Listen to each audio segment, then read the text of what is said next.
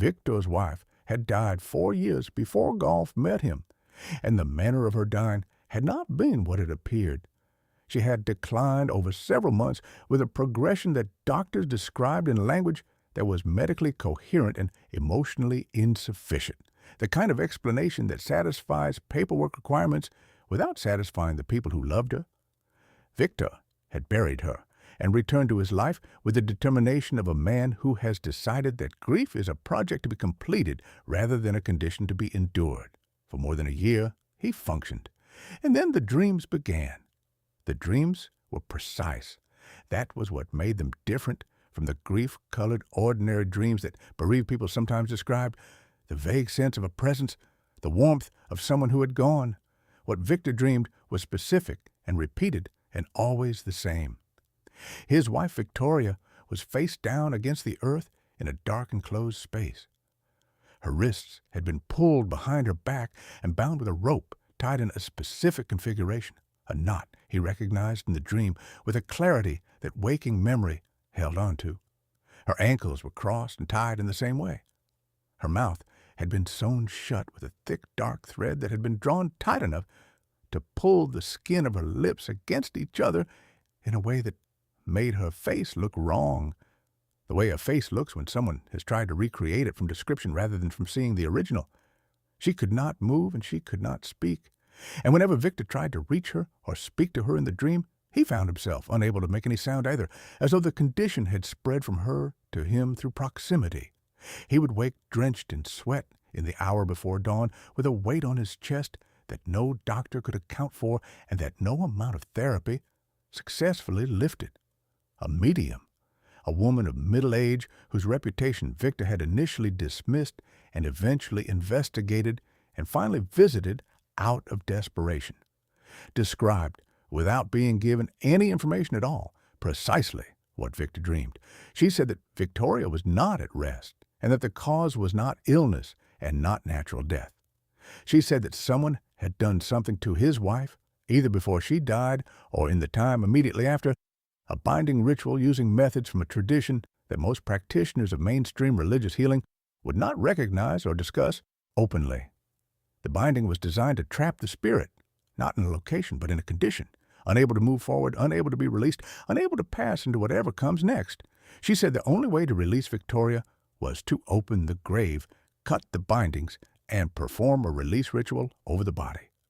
She said this would be difficult to arrange. Victor thanked her for her time and left, and drove for a while without going anywhere in particular, and eventually went home and made the calls that needed to be made. The exhumation happened on a night several months later, in the earliest hours of morning, 3:07, chosen according to guidance from a senior monk who understood what the ritual required and agreed to oversee it. Golf was not there that night. He learned what had happened in pieces from Chase, and later in fragments of conversation with Victor himself over the months that followed. But what Chase described was specific enough that it settled in Golf's understanding as something he had almost witnessed. The grave workers opened the burial under lamplight, the monk standing to one side with the quiet authority of someone who had been present at unusual circumstances before and knew how to hold himself in them. When the casket was opened, everyone who looked into it saw what the medium had described. Victoria lay face down. Her wrists were bound behind her with rope in the specific knot the monk identified as belonging to an old practice of immobilizing spirits permanently. Her ankles were crossed and tied. Her lips had been sewn shut. Nobody knew when it had been done or by whom. Nobody who prepared her body for the original burial reported seeing anything unusual, which meant either that it had been accomplished after the formal preparation and before the burial, or that whoever had done it had been present during the preparation and trusted enough to be alone with her. Victor never found out which.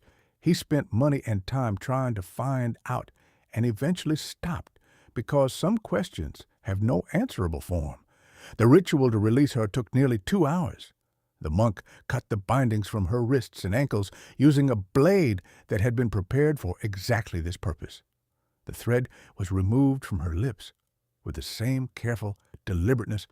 Her body was turned face up, bathed in holy water prepared with specific herbs, and dressed in clean white clothing that Victor's family had brought. A small Buddha image was placed between her hands. The appropriate prayers were spoken over her. The monk told Victor when it was done that she had been freed, that the binding no longer held, that she could now go wherever she needed to go, and that the dreams would stop.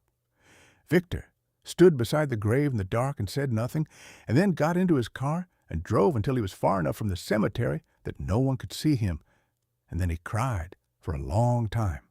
The dreams stopped that night, but Victor's troubles were not finished with the exhumation, because the vacation property he owned, the old house in the northern district that he had mentioned to Golf at their first meeting, had its own history that was not yet resolved. Golf drove up to it on a weekday in early autumn when the air had not yet turned cold. The house was the product of additions made across generations, new rooms growing out of older ones, roof lines at mismatched angles, the original structure visible underneath the later construction like a skeleton under skin. It sat on a generous plot with mature trees around it, and the light had a quality that Golf noticed immediately and could not account for, a slightly yellowish, slightly late quality, the quality of light in a place where the sun reaches things at a different angle than it reaches everything else. He moved through the structure with his tools, examining joinery and structure, photographing everything, noting where work was needed and what could be preserved. By the time the caretaker offered him a room for the night to save the long drive back in the dark, Golf had been there for nearly 12 hours and agreed without hesitation. He woke at some point past 2 in the morning with a complete and immediate certainty that he was being watched. Not a sound, not a movement, just the absolute knowledge of observedness, the feeling of being the focus of more than one pair of eyes. He sat up and looked toward the window, which stood open onto the wide veranda. Beyond the veranda and into the garden below, standing in the positions of people who have been waiting without impatience for something already decided, were 19 people. Golf counted them twice. They wore clothing from another era. The men in high-collared shirts and loose trousers of a style decades out of date, the women in long wrap-around skirts and long-sleeved blouses from the same period. They stood in a loose grouping of 2 or 3 rows, the way people stand in old family photographs, and every one of them was looking directly at Golf with an expression that was not threatening and not welcoming, and not anything that Golf had a ready word for, except that it communicated a duration, as though they had been watching for a very long time and expected to continue.